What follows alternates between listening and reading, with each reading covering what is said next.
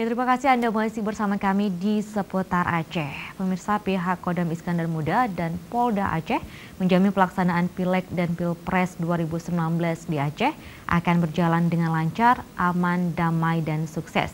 TNI dan Polri akan terus bersinergi melakukan upaya-upaya pengamanan di Aceh, baik itu pelaksanaan pemilu dan kondisi lainnya.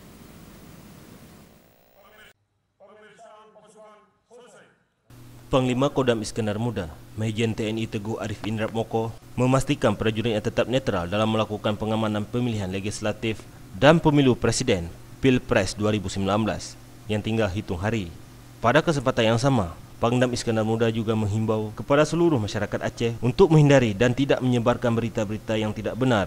Dan ia juga sudah menyampaikan kepada seluruh Babinsa untuk menetralisir dan meluruskan berita yang tidak benar, sehingga masyarakat tidak terprovokasi oleh isu-isu yang tidak benar. Pangdam juga menambahkan TNI mutlak 1000% netral, dan ia menjamin TNI jajaran Kodam Iskandar Muda di bawah kepemimpinannya netral, tidak berpihak kepada salah satu pasangan calon maupun calon legislatif.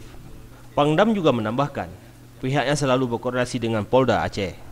Dan dari Kodam IM sudah menyiapkan 7.011 personel siap di-PKO-kan ke kepolisian untuk membantu pengamanan Pilpres dan Pileg di 2019 ini.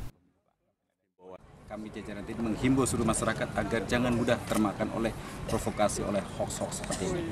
Kemudian kami sendiri jajaran Babinsa sudah berusaha untuk memberikan informasi kepada masyarakat di wilayah tanggung jawab pembinaannya untuk memberikan informasi yang benar dari hoax tersebut. Katakanlah hoax ini A, faktanya tentang B, dijelaskan juga oleh netral.